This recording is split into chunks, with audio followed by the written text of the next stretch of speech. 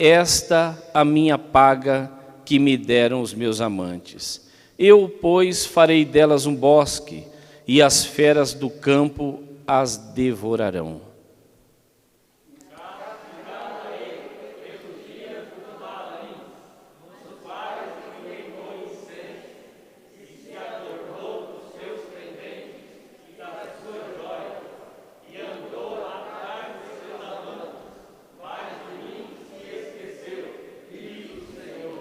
Portanto, eis que a trairei e a levarei para o deserto, e lhe falarei ao coração. 15.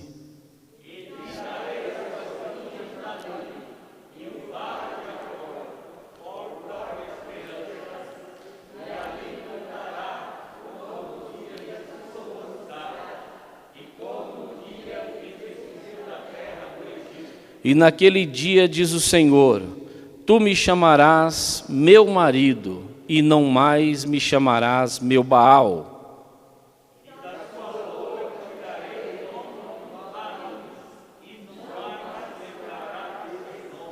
E naquele dia farei por eles aliança com as feras do campo, e com as aves do céu, e com os répteis da terra, e da terra quebrarei o arco, e a espada, e a guerra, e os farei deitar em segurança. 19.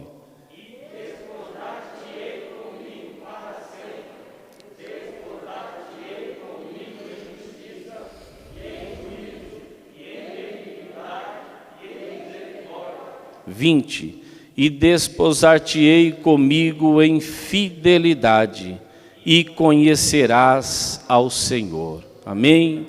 Pode se assentar, meus irmãos. Glória a Deus.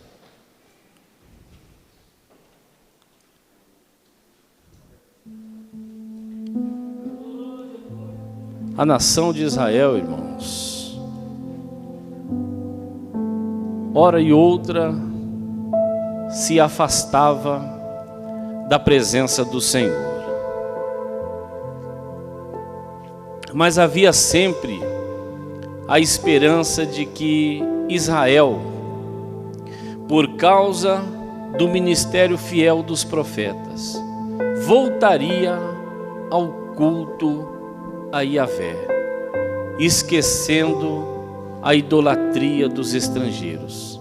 Então, quando veio o cativeiro assírio, sempre esteve de pé a esperança de que, de alguma forma, as tribos do norte seriam trazidas de volta à sua terra. Mas nada disso aconteceu. As coisas foram ficando piores e os castigos mostrou ser permanente. Nós vemos no verso 9 a 13 uma transição, uma ameaça de punição para as promessas sobre um novo dia. Nós vemos que Yahvé tenta persuadir a esposa infiel a voltar aos seus braços. Olha o que Deus diz no verso 9: portanto, tornar-me-ei e reterei a seu tempo o meu grão, visto que Israel contribuía estupidamente com as suas riquezas para os cultos pagãos. Essas riquezas que Israel tinha lhe seriam tiradas pelo Senhor. Deus prometeu que ia tirar o seu grão da mão do povo de Israel. O Senhor, Ele diz: eu vou reter a seu tempo o meu grão. Então ela seria tirada pelo Senhor. As chuvas parariam, as colheitas fracassariam, a fome mataria a muitos e haveria enfermidades generalizadas. Também não haveria linho para fazer as vestes de qualidade. Haveria uma fome extrema. Seria a aplicação do castigo segundo os crimes praticados, o pecado privaria a dama sensual do seu poder. O pecado de Israel faria com que Deus retesse a chuva, com que Deus não desse o grão, com que eles não tivessem linho para fazer roupas de qualidade. A enfermidade chegaria e assolaria a nação de Israel. O Senhor sempre foi o Deus que controlava e controla as condições atmosféricas e os ciclos da vida. A desobediência traria a seca, a pestilência, a guerra, a morte e o exílio. No capítulo 2, o verso 10, Deus diz: agora descobrirei as suas vergonhas. Aqui o Senhor está dizendo que os amantes de Israel, eles veriam as suas vergonhas quando o Senhor lhe tirasse as vestes, as coisas que davam falsas ideias sobre o verdadeiro estado da nação. Deus estava dizendo: eu vou tirar a capa, eu vou desmascarar a nação de Israel, aquela falsa ideia de uma nação santa.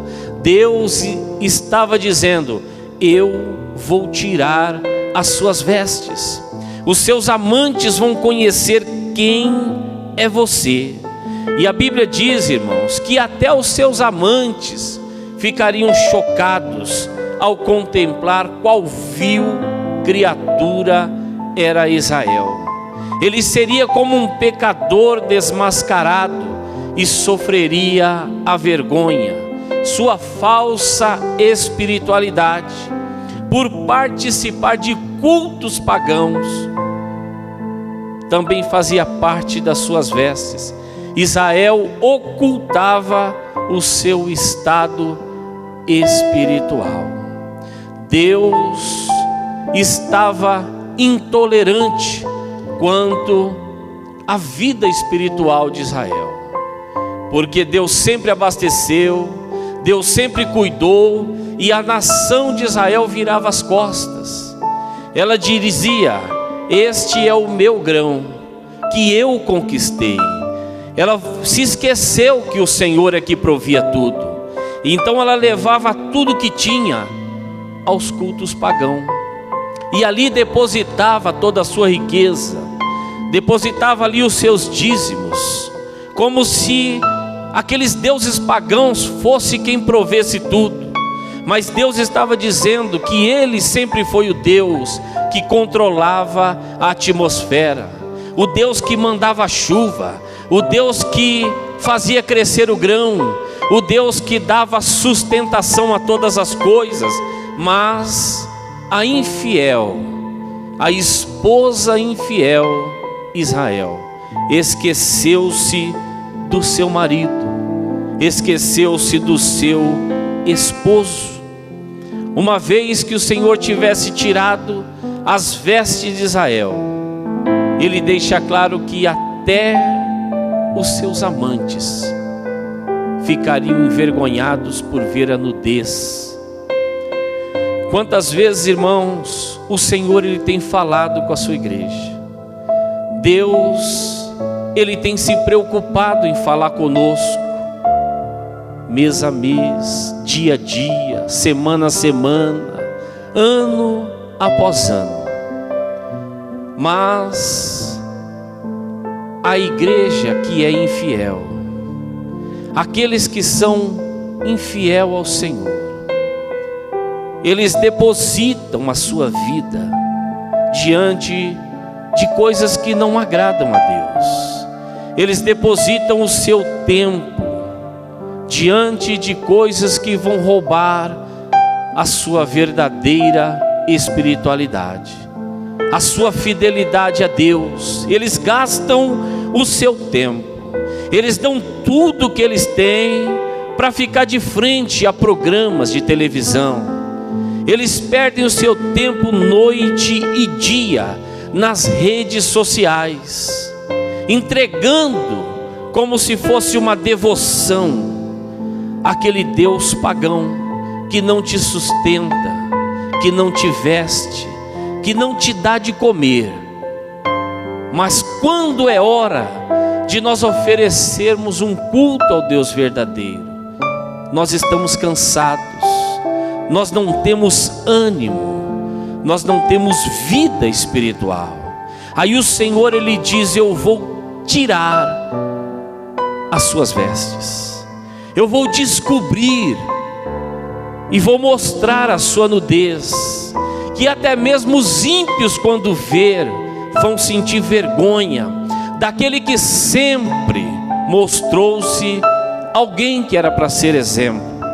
Deus estava dizendo exatamente isso à nação de Israel, que voltar as costas ao Senhor. E Deus, Ele diz: vai haver morte, vai haver peste, vai haver enfermidade, vou assolar a terra, para que a esposa infiel, ela seja tocada e ela volte ao Senhor. Esse Deus é tão bondoso que no versículo 14, Ele diz: eu vou atrair ela para o deserto, porque no deserto ela está sozinha, no deserto ela vai me dar atenção. Deus, Ele, como um esposo fiel que ama a sua esposa, Ele faz de tudo para que Israel voltasse para Ele. Assim o Senhor age com a sua igreja, Ele peleja dia após dia. O Senhor fala conosco todos os dias, a todo momento, dizendo: vem, esposa minha, volte para o seu esposo, desperta, antes que a sua nudez ela seja descoberta.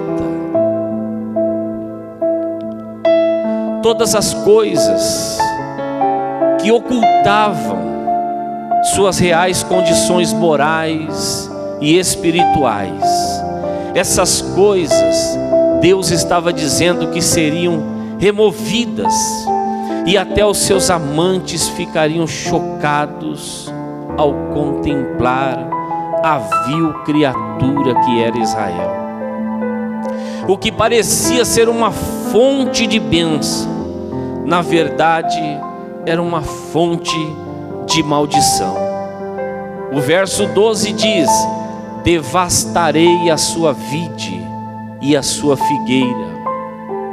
A agricultura de Israel, que era a sua riqueza e a linha de vida, Deus diz que seria aniquilada pela falta de chuva e pelas doenças das plantas. A ímpia dama Israel, ela dera a Baal o crédito pela satisfação de todas as suas necessidades. No verso 13 o Senhor diz: castigá-la-ei pelos dias de Balaim, além de festas e festividades religiosas do Senhor terem sido corrompidas pelas festas de Baal. Em vez de prestar um culto ao Deus verdadeiro, eles estavam trocando pelas festas de Baal. Os israelitas tomavam parte e faziam promoção do culto a Baal, engajando-se na prostituição sagrada e em outros ritos, inclusive no sacrifício de crianças. A dama embelezava, praticando seu paganismo. Naturalmente ela esqueceu-se do Senhor, o seu marido, enquanto se consorciava com seus amantes e se adornava não para o Senhor, mas para atrair os seus amantes. Israel estava vivendo isso. Israel estava se perdendo a cada dia. Israel estava confrontando ao Senhor, a ponto de combater até mesmo quem anunciava a verdade.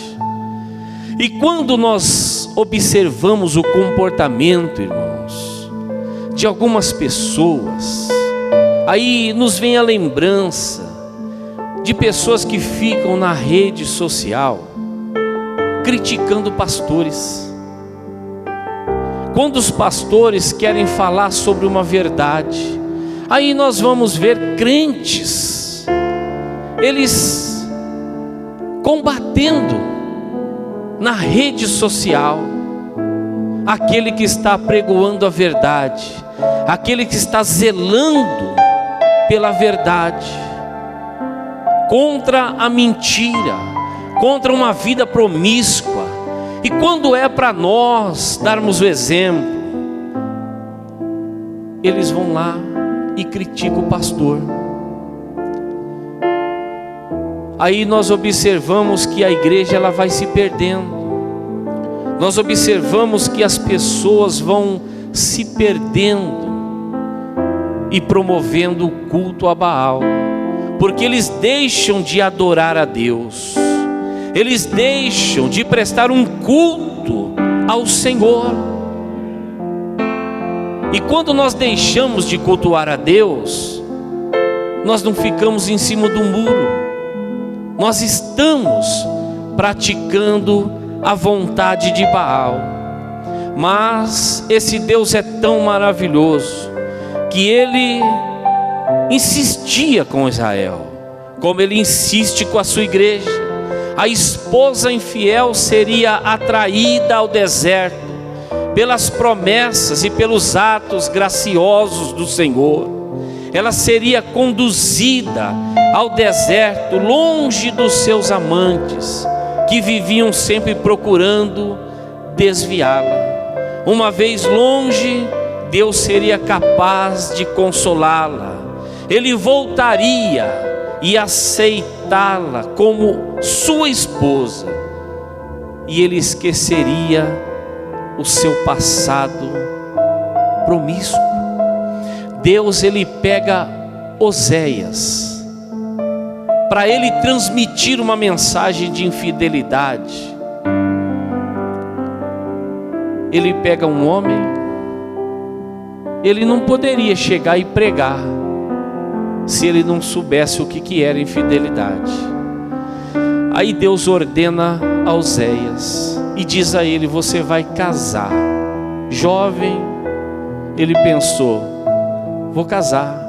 Olhou para a igreja, dizendo nos dias de hoje. Aí Deus falou: não, você vai casar com aquela que está lá no prostíbulo. Você vai pegar uma prostituta. E a Bíblia diz, irmãos, que Deus disse a Oséias: não impeça ela de trair você. Veja onde vai a obediência de um homem. E ele obedeceu ao Senhor, e ele casa-se com uma mulher infiel, porque Deus tinha algo para colocar na boca de Oséias. E o profeta, ele precisa sentir o que Deus sente. Ele precisa, para que a palavra tenha efeito, ele precisava sentir o que era infidelidade. E quando a sua esposa o trai, Deus não permitiu que ele abandonasse ela. Aí Deus disse: agora você vai, agora que você sabe o que é infidelidade, você vai pregar para esta nação que é infiel, essa nação que virou as costas para mim. Você vai pregar para minha esposa, porque eu quero atrair ela para o deserto, eu quero trazer Israel de volta para mim. Eu não vou perder a minha igreja, eu não vou perder o meu povo. Eu vou insistir com ela, até eu trazer ela para perto de mim, longe dos seus amantes. Aí Oséias vai pregar, porque agora ele está sentindo o que é infidelidade. A palavra atrair aqui pode significar seduzir ou convencer. Seria uma sedução saudável, em contraste com a sedução vergonhosa dos seus amantes, que visam apenas prejudicar. Não pode haver restauração enquanto Israel não tiver abandonado a Baal e tudo quanto essa falsa divindade representa. O verso 15, ele diz: e lhe darei dali as suas vinhas e o vale de Acor. Israel tinha dado crédito por sua prosperidade material, abundância agrícola, a Baal, mas o Senhor, Ele era a fonte da abundância.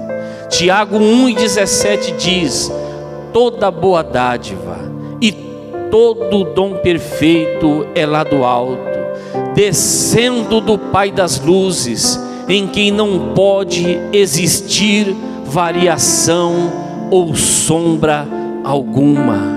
O nosso Deus, Ele é fiel. O nosso Deus não muda e não há nele sombra de variação alguma.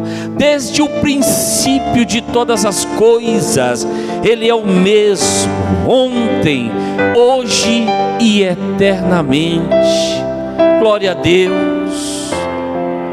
A dama desviada, ela é aqui retirada, retratada, como quem seria atraída ao deserto para separar-se de seus amantes, a fim de renovar o pacto de casamento com o seu primeiro marido, e então ser abençoada por ele, e de volta à casa.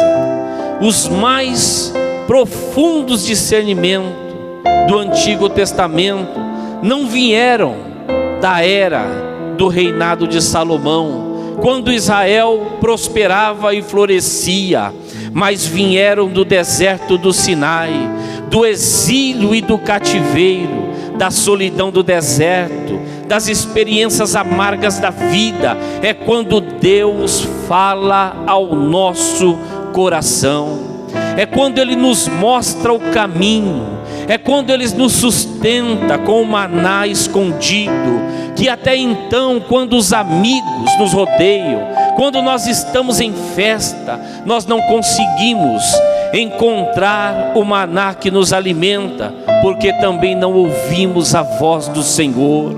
Quando tudo está perfeito, quando tudo está bem, nós não queremos ouvir. Aí quando nós estamos na caverna, quando nós estamos no exílio, quando nós estamos no cativeiro, nós ficamos sensíveis à voz do Senhor. Quando a igreja passa a fazer um propósito de jejuar, nós passamos a orar um tempo mais, nós passamos a sentir a presença do Senhor, nós ficamos anelantes por ouvir a voz do Senhor. Ei, Calabachai, glória a Deus.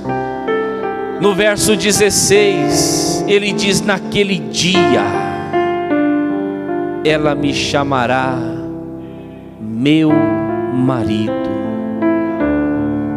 A igreja, ela vai chegar o dia em que ela, como esposa fiel, ela vai dizer: vou aos braços do meu esposo, do meu marido. Oh, que dia maravilhoso será esse, o dia em que nós ouvirmos o soar da trombeta e nos encontrarmos com o Senhor nos ares. Vai ser um dia glorioso, e nós vamos dizer: é o meu marido, é o meu esposo. É a Bíblia que diz, o verso 16: naquele dia ela me chamará meu marido. Glória a Deus. verso 17. Diz assim: da sua boca tirarei os nomes de Baalins, com a volta ao culto a Yahvé. A dama passará a falar de nova maneira quando nós voltarmos ao Senhor. A nossa fala vai ser diferente. Glória a Deus. Os nomes de Baal não serão mais ouvidos em nossa boca. O vocabulário que uma pessoa usa reflete o seu estado mental. Por isso Deus diz: eu vou tirar as palavras torpes, eu vou tirar as palavras que não traz edificação, porque ela voltou ao culto ao Senhor. Quando a igreja volta, ela fala das coisas do céu, ela sente as coisas do céu. O verso 19, os pregadores têm lenço, né? Mas a gente não é, então não tem. E não pode passar a mão, tem que passar o paletó. Verso 19: desposar-te-ei comigo para sempre, um casamento permanente. Deus está falando, quando Israel aprendesse a viver de uma maneira nova e reta, haveria nova e duradoura relação. A palavra hebraica usada para desposar significa assinalar um novo começo. Deus estava dizendo: Israel, ela vai assinalar um novo começo, um novo casamento. O noivado, ele é um compromisso. Na antiga nação de Israel, um casal de noivo, ele era tratado como se já estivesse casado. Por ocasião do noivado, o homem já deveria pagar a sua parte da aliança para selar o acordo. 2 Samuel capítulo 3 e verso 14. Esse pagamento ele era feito com dinheiro, propriedade ou produtos. O Senhor tinha cobrado seu preço à nação de Israel. A dama, o preço era a mudança de coração, a mudança de vida. O preço era a fidelidade, o preço era a retidão. Deveria haver devoção da noiva ao noivo, com a anulação das antigas lealdades e devoções ao paganismo.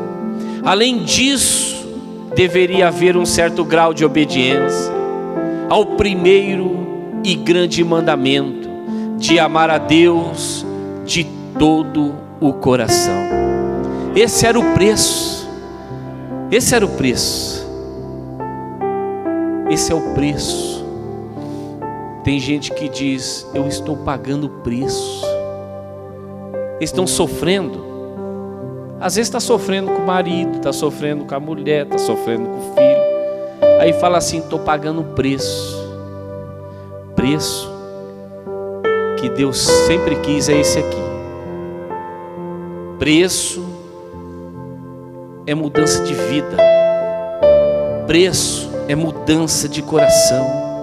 Preço é fidelidade, é a retidão, é devoção ao Senhor, é quebras de aliança com a antiga divindade.